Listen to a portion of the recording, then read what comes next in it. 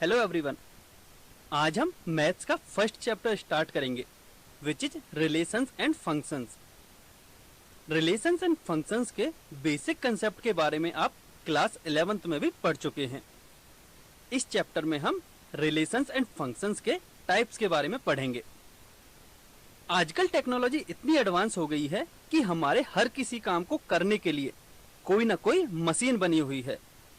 अब हर मशीन के पीछे एक बेसिक कंसेप्ट ये होता है कि हम उस मशीन को एक इनपुट देते हैं एंड हमने उस मशीन को कुछ इस तरह से डिजाइन किया हुआ होता है कि वह मशीन एक स्पेसिफिक इनपुट के लिए एक स्पेसिफिक आउटपुट देती है।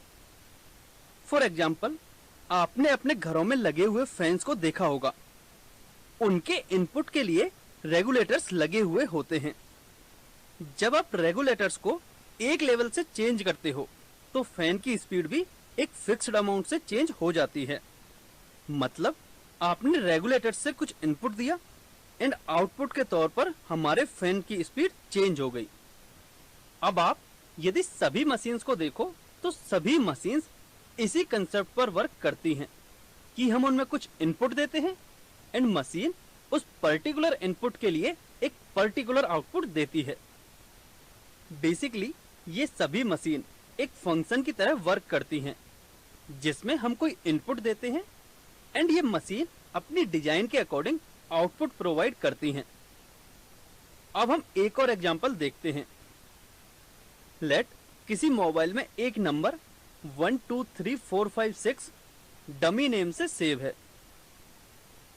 तो यदि आप सर्च ऑप्शन में 123456 एज एन इनपुट देते हो तो ये हमें आउटपुट में डमी नेम शो करता है। लेकिन मोबाइल में एक और फैसिलिटी होती है कि यदि हम सर्च ऑप्शन में आउटपुट को ही इंसर्ट करें, मतलब हम डमी ही इंसर्ट करें, तो यह हमें उस आउटपुट के करस्पॉन्डिंग इनपुट की वैल्यू भी दे देता है। यानी कि मोबाइल हमें नंबर शो कर देगा। तो ये आउटपुट से इनपुट प्राप्त करने की प्रोसेस इनवर्स फंक्शन होती है एंड इसके बारे में भी हम डिटेल में इसी चैप्टर में पढ़ने वाले हैं। तो इस चैप्टर में हम रिलेशन और उसके टाइप्स के बारे में पढ़ने वाले हैं। इसके बाद हम फंक्शन एंड उसके टाइप्स के बारे में भी पढ़ेंगे। फिर हम कंपोजिशन ऑफ फंक्शंस के बारे में पढ़ेंगे। इसमें हम ये देखेंगे कि एक फंक्शन के अंदर दूसरा फंक्शन किस तरह वर्क करता है। इसके बाद हम इन्वर्टिबल फंक्शन और इनवर्स फंक्शन के बारे में पढ़ेंगे। इस चैप्टर के लास्ट में हम बाइनरी ऑपरेशन के बारे में पढ़ेंगे। तो चलिए अब हम अपना पहला टॉपिक स्टार्ट करते हैं which is relation and its types. इस टॉपिक में हम ये पढ़ेंगे कि रिलेशन कितने टाइप का होता है और उन्हें हम किस तरह से रिप्रेजेंट करते हैं। इस टॉपिक को स्टार्ट करने से पहले हम रिलेशन के कुछ कंसेप्ट्स को रिवाइज कर लेते हैं। आप प्रीवियस क्लास में पढ़ चुके हैं कि ऑर्डर्ड पेयर क्या होता है। उसके बाद आपने कार्टेशियन प्रोडक्ट के बारे में भी पढ़ा एंड आप पिछली क्लास में ही रिलेशंस के बारे में भी पढ़ चुके हो। तो चलिए अब एक रिवीजन पर बेस्ड एक रिकॉल टेस्ट कर लेते हैं। इस क्वेश्चन में हमें दो अलग अलग रिलेशंस के एरो डायग्राम्स दिए गए हैं। तो सबसे पहले आपको इन दोनों रिलेशंस को सेट ऑफ ऑर्डर्ड पेयर्स की फॉर्म में लिखना है और उसके बाद दोनों रिलेशंस के लिए domain, codomain and range find करनी है। तो इस क्वेश्चन को आप खुद से सॉल्व करने की ट्राई कीजिए। So please pause the video here and take 2 minutes to solve this question. I hope आप सभी ने इस क्वेश्चन को सॉल्व कर लिया होगा एंड इसका सॉल्यूशन अब आप अपनी स्क्रीन पर देख सकते हो।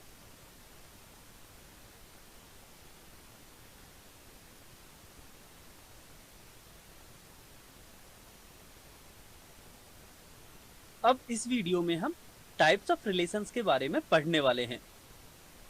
इसमें हम वेरियस टाइप्स ऑफ रिलेशंस के बारे में पढ़ेंगे। सबसे पहला टाइप है एम्प्टी रिलेशन। नेक्स्ट हम पढ़ेंगे यूनिवर्सल रिलेशन। इसके बाद है reflexive relation. Then next type है सिमेट्रिक रिलेशन एंड सबसे एंड में हम पढ़ेंगे ट्रांजिटिव रिलेशन। तो चलिए अब हम इन सभी को वन बाय वन डिटेल में पढ़ लेते हैं। First is empty relation. कोई रिलेशन आर जो कि सेट ए में डिफाइन है, एम्प्टी रिलेशन होगा यदि सेट ए का कोई भी एलिमेंट किसी भी एलिमेंट से रिलेटेड ना हो। इसे हम मैथमेटिकली इस तरह से डिनोट करते हैं कि R is equal to 5। And हम जानते हैं कि सेट ए में डिफाइंड कोई भी रिलेशन A क्रॉस A का सबसेट होता है, तो 5 भी A क्रॉस A का सबसेट होगा। इसे हम एक एग्जाम्पल से समझते हैं। Let set A is equal to 1, 2, 3 and एक रिलेशन R सेट A में इस प्रकार डिफाइन है कि R is equal to set of ordered pairs A, B and A and B के लिए कंडीशन दे रखी है कि A minus B is equal to 5। Since ये रिलेशन सेट A से A में डिफाइन है, तो A and B both belong to set A। तो हम यहां से क्लियरली देख सकते हैं कि सेट A के किन्हीं भी दो एलिमेंट्स का डिफरेंस 5 नहीं हो सकता। मतलब हमें कोई भी ऐसा ऑर्डर्ड पेयर नहीं मिलेगा जो कि इस रिलेशन को सेटिस्फाई करे। So we can say that R is an empty relation. इसे हम एक एरो डायग्राम से भी समझ सकते हैं। यहाँ रिलेशन R सेट A से A में डिफाइन है एंड क्वेश्चन में जो कि कंडीशन गिवन थी A minus B is equal to 5, तो इस कंडीशन को कोई भी ऑर्डर पेयर सेटिस्फाई नहीं करेगा, इसलिए इस एरो डायग्राम में कोई भी एरो नहीं आएगा।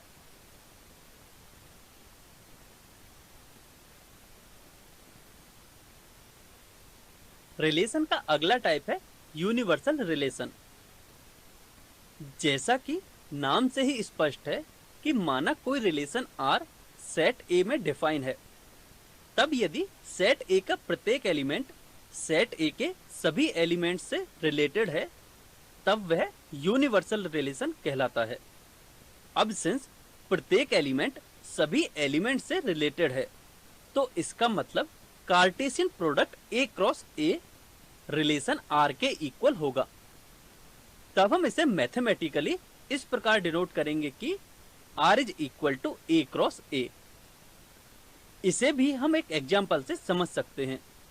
Late A is equal to 1, 2 and एक relation R set of order pairs की फॉर्म में हमें गिवन है। यहां हम क्लियरली देख सकते हैं कि सेट A का एलिमेंट 1 सेट A के दोनों एलिमेंट्स 1 एंड 2 से रिलेटेड है। इसी प्रकार 2 भी दोनों एलिमेंट से रिलेटेड है। और यदि हम A क्रॉस A निकालें तो भी हमें इन्हीं ऑर्डर पेयर्स का सेट मिलेगा। मतलब यह रिलेशन A क्रॉस A के बराबर ही है। So we can say that R is an universal relation. इसे हम एरो डायग्राम से भी समझ सकते हैं। इस एरो डायग्राम में रिलेशन R इस प्रकार डिफाइन है कि 1 1 से रिलेटेड है एंड 1 2 से भी रिलेटेड है। इसी प्रकार 2 1 से रिलेटेड है एंड 2 2 से भी रिलेटेड है।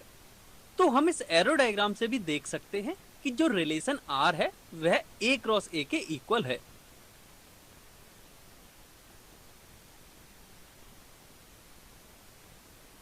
तो अभी तक आप empty relation and universal relation के बारे में पढ़ चुके हो।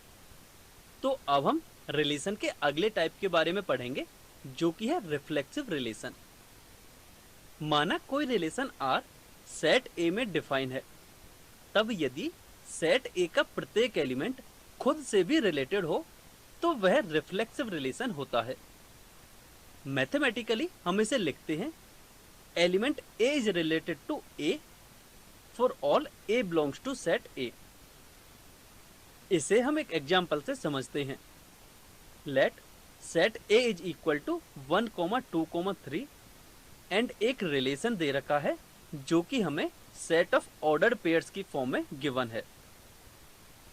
तो हम यहां से क्लियरली देख सकते हैं कि सेट A के एलिमेंट्स 1, 2 एंड 3 खुद से भी रिलेटेड हैं, क्योंकि इस रिलेशन में ऑर्डर्ड पेयर्स 1, 1, 2, 2 एंड 3, 3 इंक्लूडेड है, विच मीन्स दिया गया रिलेशन रिफ्लेक्सिव रिलेशन होगा। इसे हम एरो डायग्राम से भी समझ सकते हैं। यहाँ रिलेशन आर सेट ए से ए में इस प्रकार डिफाइन है कि 1 1 से रिलेटेड है एंड 1 2 से भी रिलेटेड है।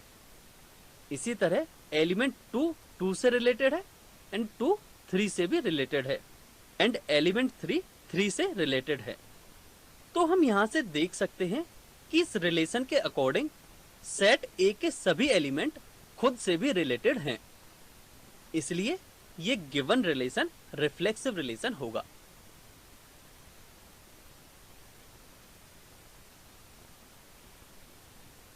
रिलेशन का नेक्स्ट टाइप है सिमेट्रिक रिलेशन। माना एक रिलेशन आर सेट ए में डिफाइन है and A and B set A के कोई दो एलिमेंट्स हैं। तब यदि एलिमेंट ए एलिमेंट बी से रिलेटेड है एंड एलिमेंट बी भी एलिमेंट ए से रिलेटेड है तो वह सिमेट्रिक रिलेशन होता है। मतलब यदि ए बी से रिलेटेड है तो सिमेट्रिक होने के लिए बी भी ए से रिलेटेड होना चाहिए। इसे हम मैथमेटिकली इस प्रकार डिनोट करते हैं कि यदि A is related to B then B should be related to A for all A and B belong to set A. इसे हम एक एग्जांपल से समझते हैं। Let set A is equal to 1, 2, 3 and एक रिलेशन हमें सेट ऑफ ऑर्डर्ड पेयर्स की form में गिवन है। तो हम यहां से देख सकते हैं कि यदि 1 2 से रिलेटेड है तो 2 भी 1 से रिलेटेड है, क्योंकि इस रिलेशन में दोनों ही ऑर्डर पेयर्स 1, 2 एंड 2, 1 इंक्लूडेड हैं। तो यह एक सिमेट्रिक रिलेशन होगा। इसे हम एरो डायग्राम से भी समझ सकते हैं। रिलेशन आर सेट ए से ए में इस प्रकार डिफाइन है कि 1 1 से रिलेटेड है, 1 2 से भी रिलेटेड है, 2 2 से रिलेटेड है एंड 2 1 से भी रिलेटेड है। तो हम यहां से क्लियरली देख सकते हैं कि 1 2 से रिलेटेड है एंड 2 भी 1 से रिलेटेड है। तो इसलिए यह सिमेट्रिक रिलेशन होगा। यहाँ इंपॉर्टेंट कंसेप्ट ये है कि ये जरूरी नहीं है कि सभी एलिमेंट्स एक दूसरे से रिलेटेड हों। जैसा कि अभी हमने रिफ्लेक्सिव रिलेशन में पढ़ा था, वहां हमने देखा था कि सभी एलिमेंट्स स्वयं से भी रिलेटेड होने चाहिए, लेकिन यहाँ ऐसा नहीं है। यहाँ ओनली कंडीशन ये है कि यदि कोई भी एक एलिमेंट किसी दूसरे एलिमेंट से रिलेटेड है तब वह दूसरा एलिमेंट भी पहले एलिमेंट से रिलेटेड होना चाहिए। फॉर एग्जाम्पल, मान लो इस रिलेशन में एक ऑर्डर्ड पेयर 1, 3 भी है। तब इस रिलेशन के सिमेट्रिक होने के लिए यह जरूरी है कि ऑर्डर्ड पेयर 3, 1 भी इसी रिलेशन में होना चाहिए, तभी यह एक सिमेट्रिक रिलेशन होगा। आई होप आपको reflexive relation and symmetric relation समझ में आ गया होगा एंड इन दोनों में डिफरेंस भी समझ में आ गया होगा।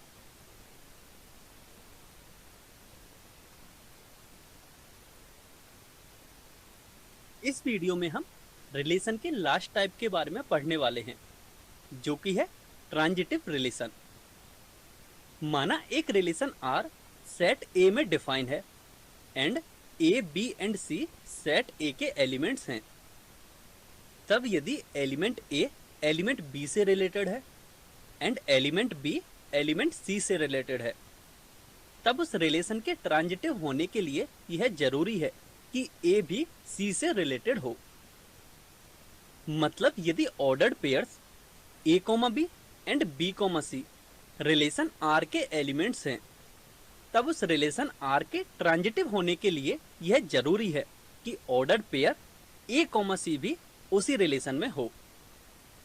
इसे हम मैथमेटिकली इस प्रकार डिनोट करते हैं कि element A is related to element B and B is related to C, then A should be related to C for all A, B and C belong to set A.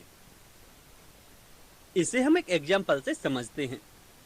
Late set A is equal to 1, 2, 3 and एक relation हमें set of ordered pairs की form में given है। तो हम यहाँ से clearly देख सकते हैं कि 1 2 से रिलेटेड है एंड 2 3 से रिलेटेड है एंड 1 3 से भी रिलेटेड है। तो ये जो गिवन रिलेशन है वह ट्रांजिटिव रिलेशन होगा। इसे हम एरो डायग्राम से समझते हैं।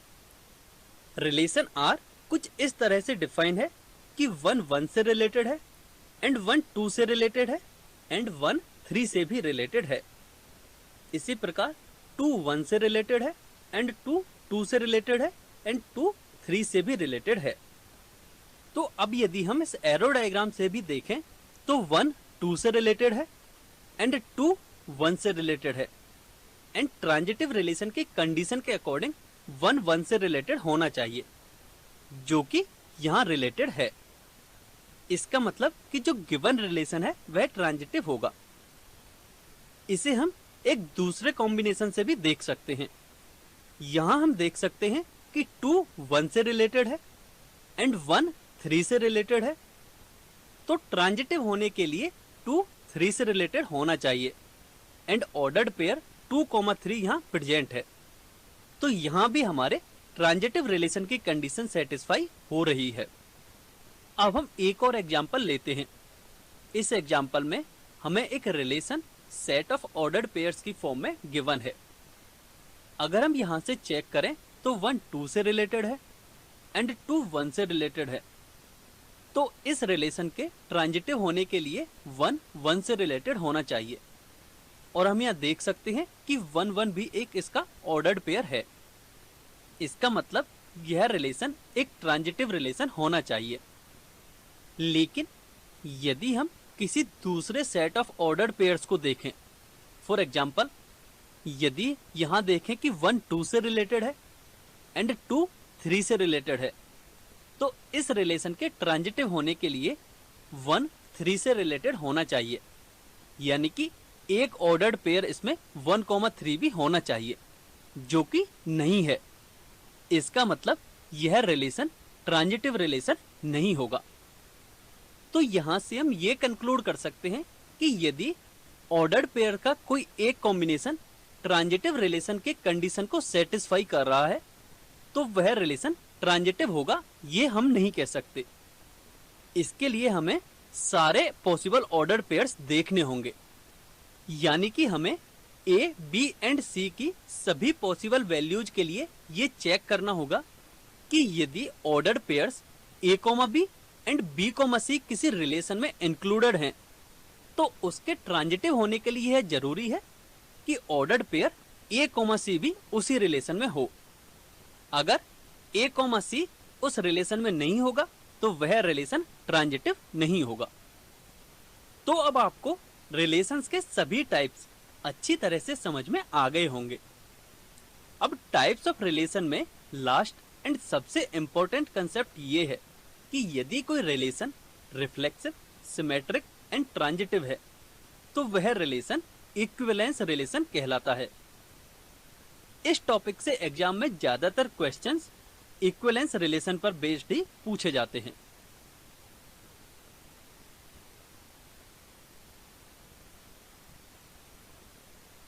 तो चलिए अब हम एक क्वेश्चन सॉल्व करते हैं। इस क्वेश्चन के दो पार्ट हैं एंड दोनों ही पार्ट में हमें अलग अलग रिलेशंस दे रखे हैं और हमें ये चेक करना है कि ये given relation reflexive, symmetric and transitive हैं या नहीं। तो चलिए अब हम इसका सॉल्यूशन देखते हैं।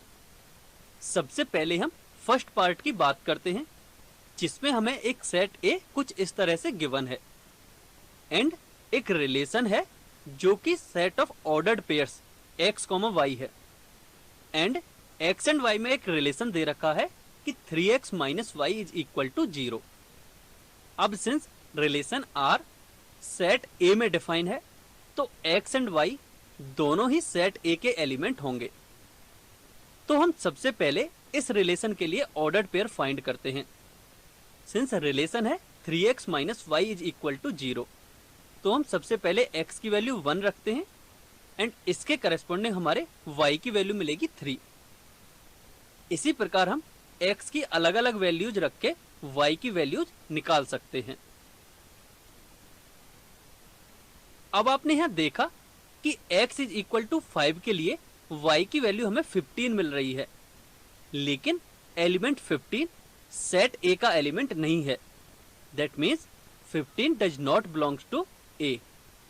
अब इसी प्रकार यदि आप x की वैल्यूज 5 से बड़ी लोगे तो उसके करेस्पॉन्डिंग जो भी y की वैल्यू आएगी वो सेट A में बिलोंग नहीं करेगी, इसलिए वो सभी इस रिलेशन के ऑर्डर पेयर्स नहीं होंगे। तो अब हम रिलेशन R के ऑर्डर पेयर्स आसानी से लिख सकते हैं, जो कि कुछ इस प्रकार होंगे। अब हम इस रिलेशन के सबसे पहले रिफ्लेक्सिव होने के लिए चेक करते हैं। हम पढ़ चुके हैं कि कोई भी रिलेशन रिफ्लेक्सिव तभी होगा जबकि उसका प्रत्येक एलिमेंट स्वयं से रिलेटेड हो। इसका मतलब 1 1 से, 2 2 से, 3 3 से एंड सो ऑन 14 14 से रिलेटेड होना चाहिए। लेकिन यदि हम रिलेशन को देखें तो हम वहां से कह सकते हैं कि ये सभी ऑर्डर पेयर्स R में बिलोंग नहीं करेंगे। इसका मतलब रिलेशन R रिफ्लेक्सिव नहीं होगा। अब हम सिमेट्रिक के लिए देखते हैं। सिमेट्रिक के लिए हम पढ़ चुके हैं कि यदि A B से रिलेटेड है तो B भी A से रिलेटेड होना चाहिए। इसके लिए हम रिलेशन R में से एक एलिमेंट 1,3 लेते हैं एंड ये सिंस R का एक एलिमेंट है तो इसके सिमेट्रिक होने के लिए ऑर्डर्ड पेयर 3,1 भी R में होना चाहिए। लेकिन हम देखते हैं कि 3,1 R का एलिमेंट नहीं है। That means given relation R symmetric भी नहीं है। अब हम ट्रांजिटिव के लिए चेक करते हैं। ट्रांजिटिव के लिए हमने कंडीशन पढ़ी थी कि यदि A B से रिलेटेड है एंड B C से रिलेटेड है तो उस रिलेशन के ट्रांजिटिव होने के लिए A C से भी रिलेटेड होना चाहिए। तो अब यदि हम R के ऑर्डर पेयर्स को देखें तो हम वहां देख सकते हैं कि 1 3 से रिलेटेड है एंड 3 9 से रिलेटेड है। तो इस रिलेशन के ट्रांजिटिव होने के लिए 1 9 से रिलेटेड होना चाहिए, यानी कि 1,9 रिलेशन का ऑर्डर्ड पेयर होना चाहिए। लेकिन हम यह देखते हैं कि 1,9 इस रिलेशन का ऑर्डर्ड पेयर नहीं है। That means given relation transitive relation भी नहीं होगा। अब मुझे उम्मीद है कि आपको यह समझ में आ गया होगा कि हम reflexive, symmetric and transitive relation के लिए किस प्रकार कंडीशन से चेक करते हैं। अब इसी प्रकार हम सेकंड पार्ट के लिए भी ये सभी कंडीशंस चेक करेंगे। सेकंड पार्ट में हमें सेट A कुछ इस तरह का दिया हुआ था एंड रिलेशन R कुछ इस तरह से डिफाइन था। तो अब हम सबसे पहले रिफ्लेक्सिव के लिए चेक करते हैं। किसी भी रिलेशन के रिफ्लेक्सिव होने के लिए ऑर्डर्ड पेयर x, x उस रिलेशन में लाई करना चाहिए। और इस रिलेशन की डेफिनेशन के अकॉर्डिंग यदि x, x इसका एक एलिमेंट है तो x x से डिविजिबल होना चाहिए। एंड हम जानते हैं कि प्रत्येक नंबर खुद से भी डिविजिबल होता है। इसका मतलब इस रिलेशन के ऑर्डर्ड पेयर्स कुछ इस तरह के होंगे जो कि सेट R में लाई करेंगे। That means given relation reflexive relation होगा। अब हम सिमेट्रिक के लिए चेक करते हैं। तो हम यहां से देख सकते हैं कि ऑर्डर्ड पेयर 2, 4 इस रिलेशन का एक एलिमेंट होगा क्योंकि 4 2 से डिविजिबल होता है। अब इस रिलेशन के सिमेट्रिक होने के लिए यह जरूरी है कि 4, 2 भी इस रिलेशन में लाई करे। लेकिन ऑर्डर्ड पेयर 4, 2 इस रिलेशन का एलिमेंट नहीं होगा क्योंकि 2 4 से डिविजिबल नहीं होगा। इसलिए गिवन रिलेशन सिमेट्रिक रिलेशन नहीं होगा। अब हम ट्रांजिटिव के लिए चेक करते हैं। इसके लिए हम ये एज्यूम करते हैं कि ordered pairs x, y and y, z R में बिलोंग करते हैं। दैट मीन्स y x से डिविजिबल होगा एंड z y से डिविजिबल होगा। तो हम यहां से कह सकते हैं कि z x से डिविजिबल होगा। That means ordered pair x, z भी इसी रिलेशन का एक एलिमेंट होगा। तो हम यहां से कह सकते हैं कि यह रिलेशन ट्रांजिटिव रिलेशन होगा।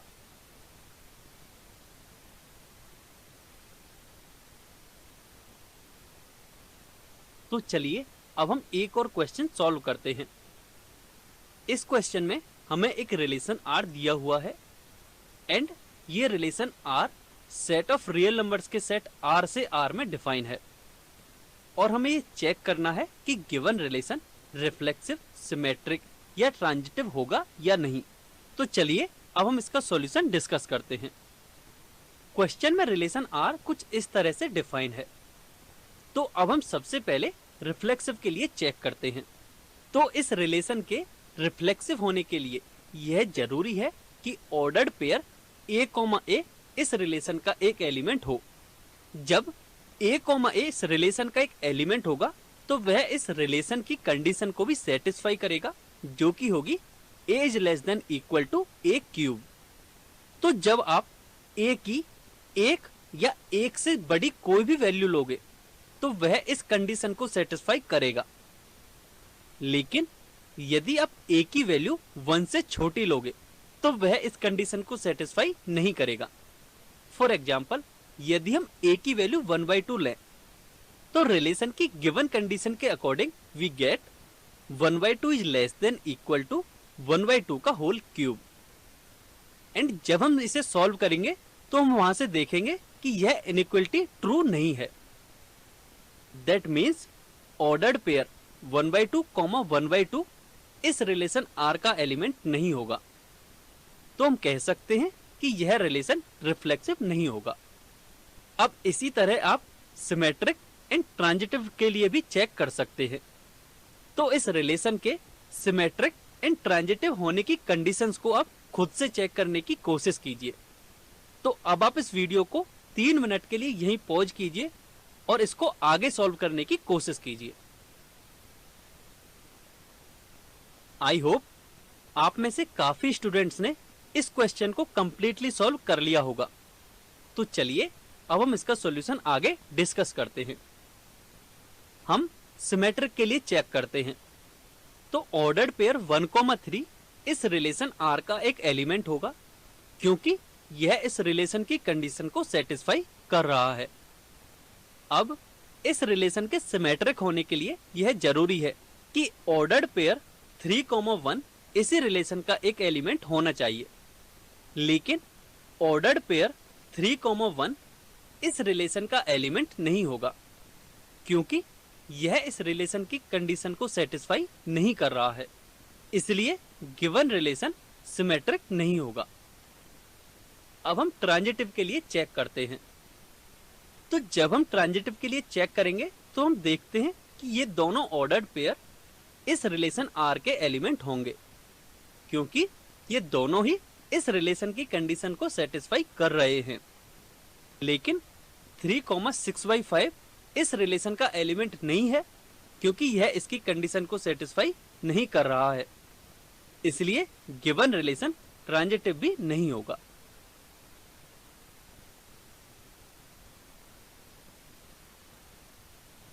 तो अभी तक हमने जितने भी कंसेप्ट पढ़े हैं उन पर बेस्ड एक क्वेश्चन है।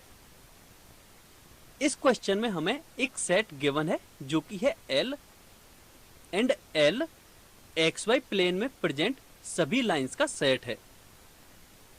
एंड एक रिलेशन R हमें दिया हुआ है जो कि सेट L में कुछ इस तरह से डिफाइन है कि R is equal to set of ordered pair L1, L2 such that L1 is parallel to L2।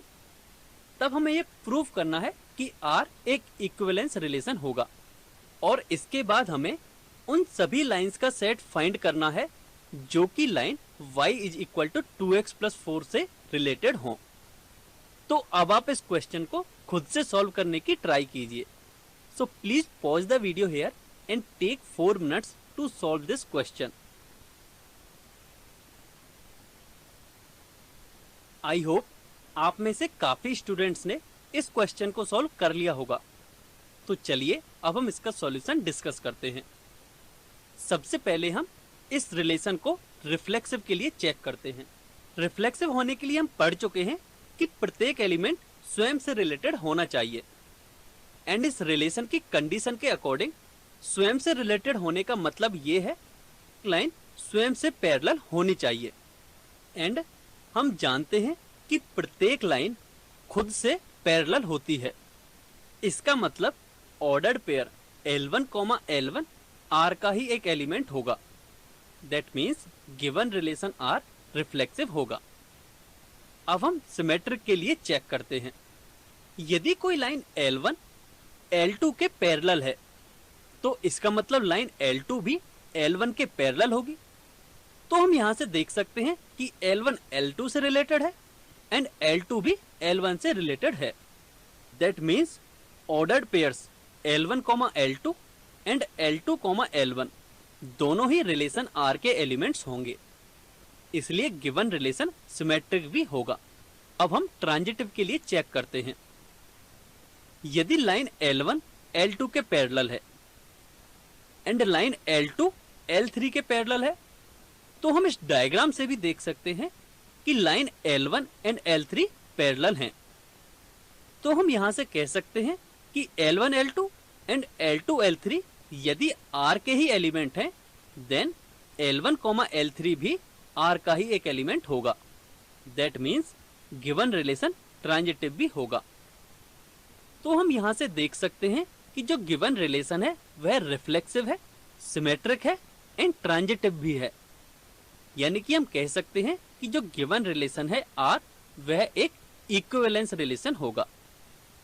अब हम इसके नेक्स्ट पार्ट को देखते हैं जिसमें हमें वो सभी लाइंस का सेट फाइंड करना था जो कि लाइन y = 2x + 4 से रिलेटेड हो।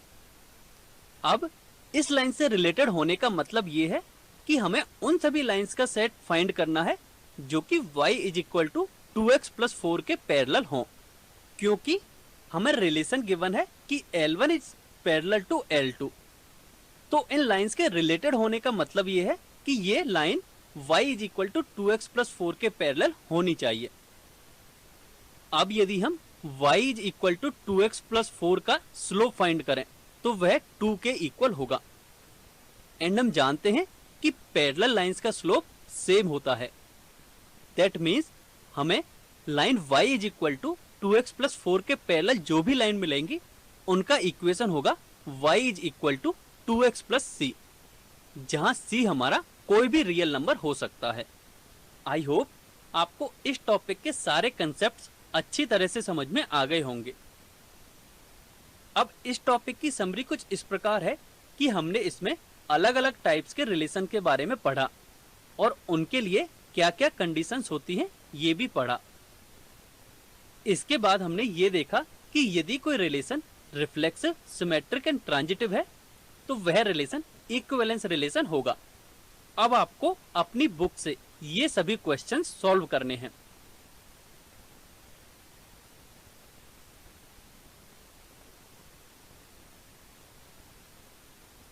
आज हम इस चैप्टर का एक नया टॉपिक स्टार्ट करेंगे जिसमें हम फंक्शंस एंड उनके टाइप्स के बारे में पढ़ेंगे। इस टॉपिक में हम ये सीखेंगे कि फंक्शन कितने टाइप के होते हैं और उन्हें हम किस प्रकार रिप्रेजेंट करते हैं। तो चलिए अब हम इस टॉपिक को पढ़ने से पहले फंक्शन के कुछ कंसेप्ट रिवाइज कर लेते हैं। हम पढ़ चुके हैं कि फंक्शन क्या होता है। फंक्शन एक रिलेशन का स्पेशल टाइप होता है जिसमें सेट ए से सेट बी में डिफाइन कोई रिलेशन इस तरह का हो कि ए का प्रत्येक एलिमेंट बी के केवल एक ही एलिमेंट के साथ रिलेटेड हो, तो वह रिलेशन फंक्शन होता है। या हम ऐसे भी समझ सकते हैं कि ऑर्डर्ड पेयर्स x, y का सेट फंक्शन होगा यदि प्रत्येक x कोऑर्डिनेट के लिए केवल एक ही y कोऑर्डिनेट हो, या फिर प्रत्येक x कोऑर्डिनेट केवल और केवल एक ही y कोऑर्डिनेट के साथ मैप्ड हो। फंक्शन को हम इस तरह से रिप्रेजेंट करते हैं जहां a इस फंक्शन का डोमेन एंड b इस फंक्शन का कोडोमेन होता है। तो इन सभी कंसेप्ट पर बेस्ड एक रिकॉल टेस्ट है जिसमें हमें 3 एरो डायग्राम्स दे रखे हैं और हमें ये बताना है कि इन रिलेशंस में से कौन सा फंक्शन होगा। तो अब आपको इस क्वेश्चन को खुद से सॉल्व करना है। So please pause the video here and take 2 minutes to solve this question. I hope आप में से काफी स्टूडेंट ने इस क्वेश्चन को सॉल्व कर लिया होगा। तो चलिए अब इसका सॉल्यूशन डिस्कस करते हैं। यदि हम सबसे पहले रिलेशन को देखें तो हम यहाँ देख सकते हैं कि यह फंक्शन नहीं होगा, क्योंकि सेट ए का एलिमेंट 2 सेट बी के किसी भी एलिमेंट से रिलेटेड नहीं है।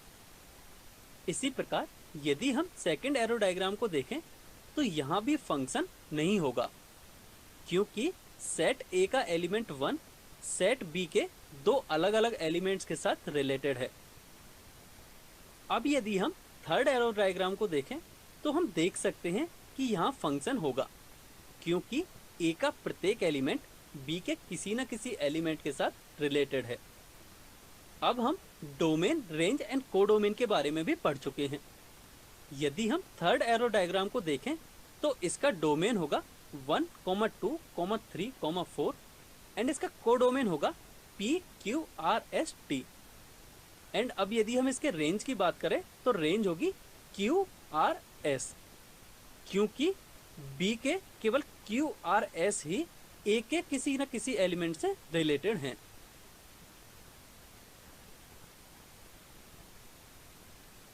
अब हम इस वीडियो में टाइप्स ऑफ फंक्शंस के बारे में पढ़ेंगे। फंक्शन बेसिकली 4 टाइप के होते हैं।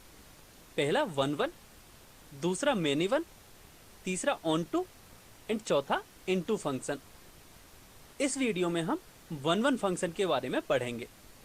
माना कोई फंक्शन f जो कि सेट A से सेट B में डिफाइन है, तो वह फंक्शन 1-1 होगा यदि A के सभी एलिमेंट्स की सेट B में अलग अलग इमेजेस हों।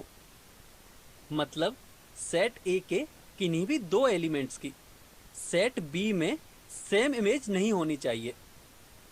इसे हम मैथमेटिकली इस प्रकार समझ सकते हैं कि माना को दो एलिमेंट्स A1 एंड A2 जो कि सेट A में लाई करते हैं, यदि वे दोनों इक्वल नहीं हैं तब उनके लिए फंक्शंस की वैल्यू भी इक्वल नहीं होनी चाहिए।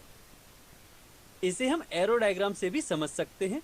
माना ये सेट A है एंड ये सेट B है एंड सेट A से सेट B में एक फंक्शन f इस प्रकार डिफाइन है कि 1 की इमेज है q, 2 की इमेज है t, 3 की इमेज है r एंड 4 की इमेज है s। यहाँ हम देख सकते हैं कि a के चारों एलिमेंट्स की b में अलग अलग इमेजेज हैं, यानी कि a में हमें कोई भी दो एलिमेंट्स ऐसे नहीं मिले हैं जिनके लिए b में सेम ही इमेज हो। इसलिए यह फंक्शन 1-1 फंक्शन होगा। अब आपको ध्यान ये रखना है कि जो 1-1 फंक्शंस होते हैं उन्हें हम इंजेक्टिव फंक्शन भी कहते हैं। तो अब यदि कोई क्वेश्चन हमें दे रखा हो तो हम कैसे चेक करेंगे कि वह फंक्शन 1-1 है या नहीं? तो उसकी कुछ फिक्स स्टेप्स होती हैं। सबसे पहले आप फंक्शन के डोमेन से कोई भी दो arbitrary elements A1 and A2 consider कीजिए। उसके बाद उनके करेस्पॉन्डिंग फंक्शन की वैल्यू को इक्वेट कीजिए एंड इक्वेशन को आगे सॉल्व कीजिए। और यदि इक्वेशन को सॉल्व करने पर आपको A1 is equal to A2 मिल जाता है, तब उस कंडीशन में फंक्शन 1-1 होगा। अब इन स्टेप्स के पीछे का कंसेप्ट क्या है? तो यदि आप स्टेप 2 में देखेंगे तो हमने एज्यूम किया था कि दो एलिमेंट्स A1 एंड A2 के लिए फंक्शन की वैल्यू सेम है एंड हमने आगे ये प्रूव कर दिया कि जो हमने दो अलग अलग एलिमेंट्स माने थे A1 एंड A2 वो अलग अलग ना होके सेम ही एलिमेंट हैं, क्योंकि हमने ये प्रूव किया था कि A1 is equal to A2। इसका मतलब हमने ये प्रूव कर दिया था कि हमें कोई भी दो एलिमेंट्स ऐसे नहीं मिले हैं जिनके लिए सेट B में सेम इमेज हो। तो इस तरह हम 1-1 फंक्शन को प्रूव कर सकते हैं। इसे हम एक एग्जाम्पल से समझते हैं। इसमें हमें एक फंक्शन दे रखा है f(x) is equal to 2x और फंक्शन नेचुरल नंबर्स के सेट n से n में डिफाइन है और हमें ये प्रूव करना है कि ये फंक्शन 1-1 है। तो इसके लिए हम वही स्टेप्स फॉलो करेंगे। सबसे पहले हम सेट n से दो arbitrary elements x1 and x2 assume करेंगे एंड फिर हम ये एज्यूम करेंगे कि f(x1) is equal to f(x2). Since function define है कि f(x) is equal to 2x, तो f(x1) हो जाएगा 2x1 एंड f(x2) हो जाएगा 2x2। तो हमें इस टाइप की इक्वेशन मिलेगी। इसे हम जब आगे सॉल्व करेंगे तो हमें मिलेगा x1 is equal to x2। तो आप यहाँ देख सकते हो कि हमने इनिशियली अज्यूम किया था f of x1 is equal to f of x2, और हमने ये प्रूव कर दिया कि x1 is equal to x2। इसका मतलब हम यहाँ से कह सकते हैं कि जो गिवन फंक्शन है वह 1-1 फंक्शन होगा।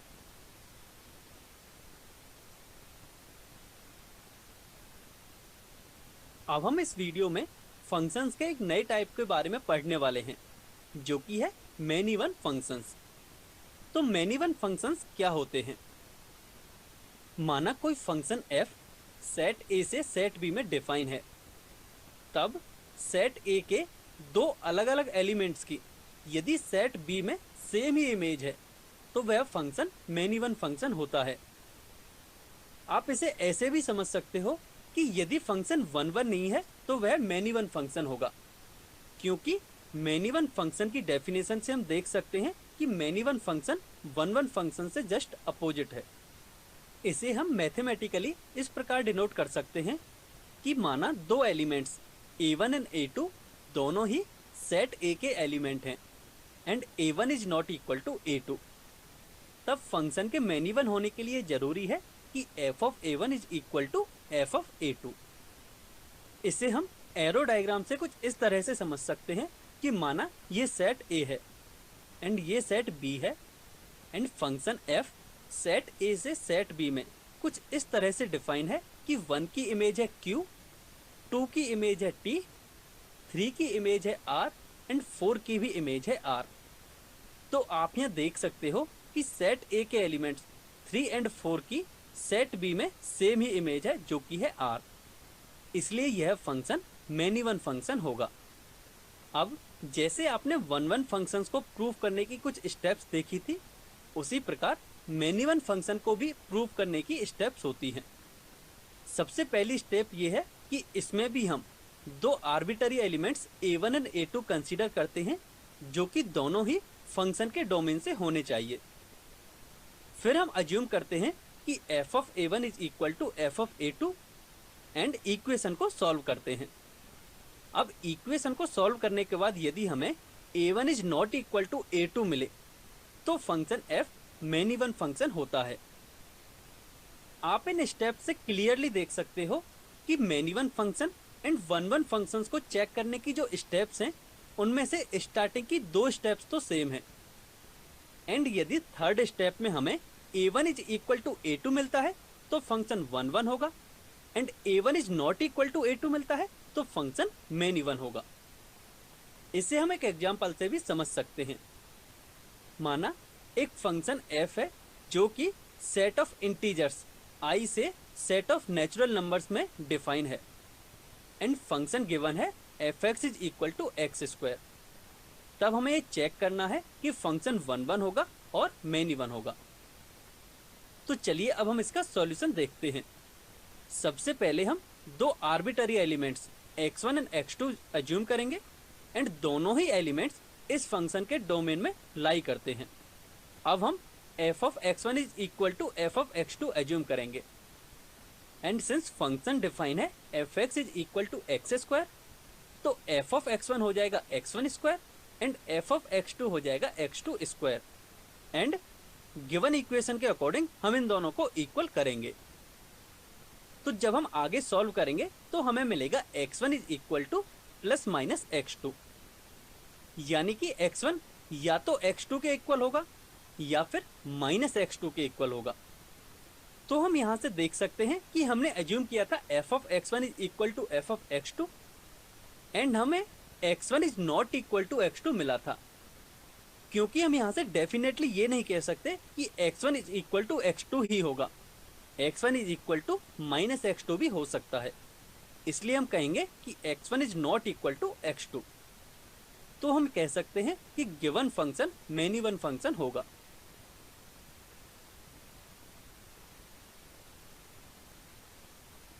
इस वीडियो में हम फंक्शंस के एक नए टाइप के बारे में पढ़ेंगे, जो कि है ऑन टू फंक्शंस।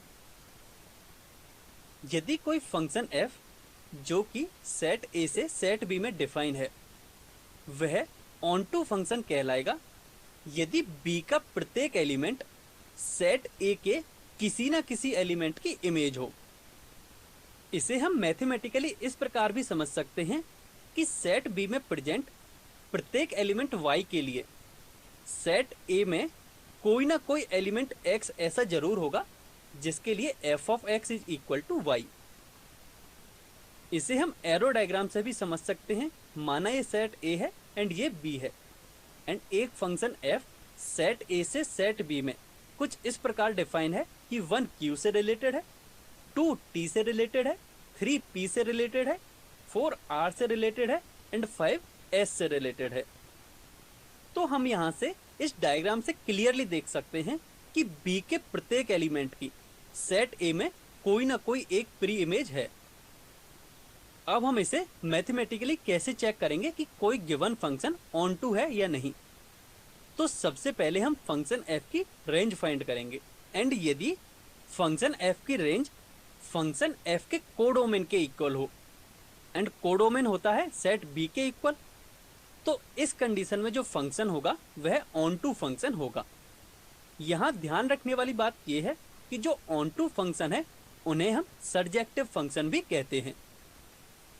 अब इन दोनों स्टेप्स के पीछे का कंसेप्ट ये है कि यदि किसी फंक्शन के रेंज एंड कोडोमेन बराबर हैं, तो इसका मतलब ये है कि उस फंक्शन के कोडोमेन में जितने भी एलिमेंट्स हैं वह उसके डोमेन के किसी न किसी एलिमेंट की इमेज है, यानी कि वे सभी एलिमेंट्स ही उसकी रेंज में इंक्लूड होंगे। एंड यही हमारी ऑन टू फंक्शन की डेफिनेशन थी। इसे हम एक एग्जांपल से समझते हैं। माना एक फंक्शन है f(x) is equal to x, and ये फंक्शन नेचुरल नंबर्स के सेट n से n में डिफाइन है। तब हमें ये प्रूव करना है कि given function onto function होगा। तो अब हम इसका सॉल्यूशन देखते हैं। हम यहाँ से देख सकते हैं कि इस फंक्शन का कोडोमेन है n। अब हम इसकी रेंज फाइंड करते हैं। उसके लिए let y is equal to fx, यानी कि y is equal to x। अब सिंस जो x है वह नेचुरल नंबर्स के सेट में डिफाइन है, क्योंकि x इस फंक्शन के लिए डोमेन है, एंड हमें दे रखा है कि इस फंक्शन का डोमेन है नेचुरल नंबर्स का सेट। अब x नेचुरल नंबर्स के सेट में बिलोंग करता है, तो सिंस y x के इक्वल था तो y भी नेचुरल नंबर्स के सेट में ही बिलोंग करेगा, यानी कि हमारी रेंज भी नेचुरल नंबर्स के सेट के इक्वल ही होगी। तो हम यहाँ से देख सकते हैं कि हमें रेंज एंड कोडोमेन दोनों ही इक्वल मिली हैं, इसलिए given function onto function होगा।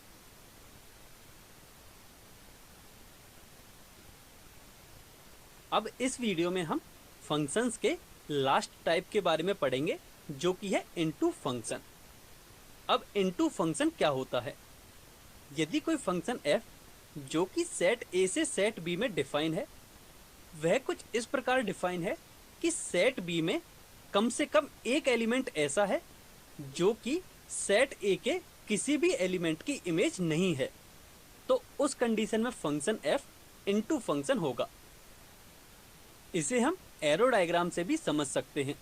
माना एक सेट a इस प्रकार का है एंड सेट b इस तरह का है, एंड एक फंक्शन f सेट a से सेट b में इस प्रकार से डिफाइन है कि 1 की इमेज है q, 2 की इमेज है t, 3 की भी इमेज है q, 4 की इमेज है r एंड 5 की इमेज है s।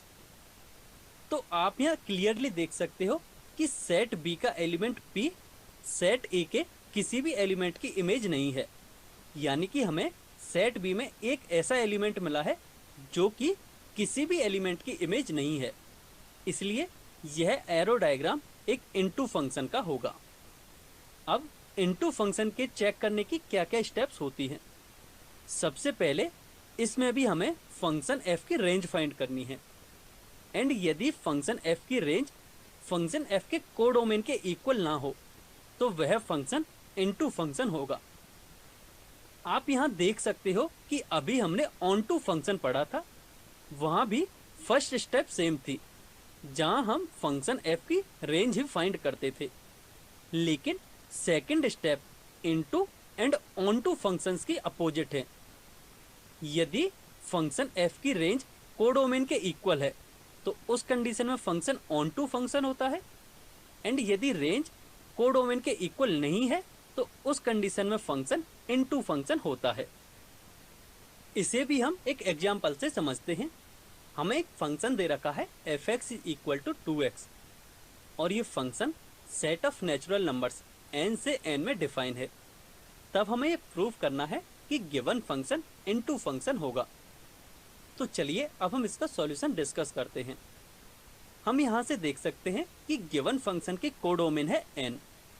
अब यदि हम इसका रेंज फाइंड करें तो सबसे पहले हम फंक्शन को y के इक्वल अज्यूम करेंगे, यानी कि y हो जाएगा 2x के इक्वल। अब since x set of natural numbers में बिलोंग करता है तो y में हमारे वो सभी एलिमेंट्स आएंगे जो कि नेचुरल नंबर्स के डबल हों, यानी कि हम लिख सकते हैं कि रेंज हो जाएगी हमारी set of y where y = 2x and x n में बिलोंग करे। मतलब हमें उन सभी एलिमेंट्स का सेट मिला है जो कि नेचुरल नंबर्स का डबल हैं। मतलब रेंज हमारी कुछ इस तरह की होगी। यहाँ हम देख सकते हैं कि हमारे रेंज में ऑड नेचुरल नंबर्स इंक्लूडेड नहीं हैं, यानी कि जो रेंज है वह नेचुरल नंबर्स का सबसेट होगी। इसलिए जो रेंज है वह कोडोमेन के इक्वल नहीं होगी। इसलिए जो गिवन फंक्शन है वह इनटू फंक्शन होगा। तो अभी तक हम इन 4 टाइप के फंक्शंस के बारे में पढ़ चुके हैं। अब यदि कोई फंक्शन 1 1 है एंड ऑन टू भी है तो उस फंक्शन को हम 1 1 ऑन टू फंक्शन कहते हैं और 1 1 ऑन टू फंक्शन को हम बाइजेक्टिव फंक्शन भी कहते हैं। ये बहुत ही इंपॉर्टेंट है, इसलिए आपको याद रखना है कि जो फंक्शन बाइजेक्टिव होता है वह 1 1 एंड ऑन टू फंक्शन होता है। इसी प्रकार यदि कोई फंक्शन 1 1 एंड इनटू फंक्शन है तो उसे हम 1 1 इनटू फंक्शन। यदि कोई function many one and onto function है तो वह many one onto function कहलाता है। इसी प्रकार यदि कोई फंक्शन मैनी वन भी है एंड इनटू भी है तो वह function many one into function कहलाता है। तो इस प्रकार आप देख सकते हो कि हम अलग अलग टाइप्स के फंक्शंस के कॉम्बिनेशन से फंक्शंस को 4 मेन कैटेगरी में कैटेगराइज कर सकते हैं।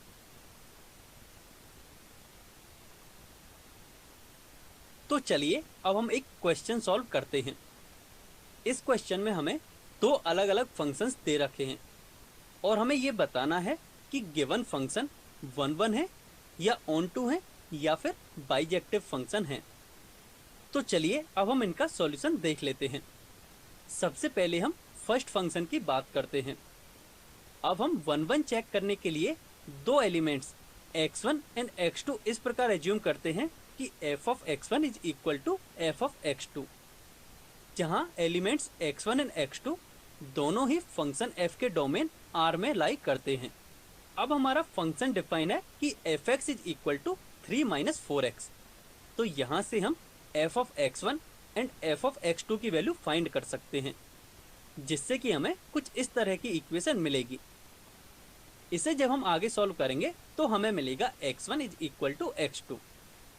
तो आपने यहाँ देखा कि हमने इनिशियली अज्यूम किया था f(x1) = f(x2) और हमने ये प्रूव कर दिया कि x1 = x2, यानी कि जो फंक्शन f है वह 1 1 फंक्शन होगा। अब हम ऑन टू के लिए चेक करते हैं। तो इसके लिए हमें फंक्शन की रेंज फाइंड करनी होगी। सो उसके लिए हमने फंक्शन को y के इक्वल अज्यूम किया है, जिससे कि हमें मिलेगा y = 3 - 4x। अब हम जब इसे आगे सिंप्लीफाई करेंगे तो हम इसको लिख सकते हैं x = 3 - y/4। अब सिंस x इस फंक्शन का डोमेन है एंड डोमेन R के इक्वल है, यानी कि x R में बिलोंग करेगा। अब जब x R में बिलोंग कर रहा है तो y भी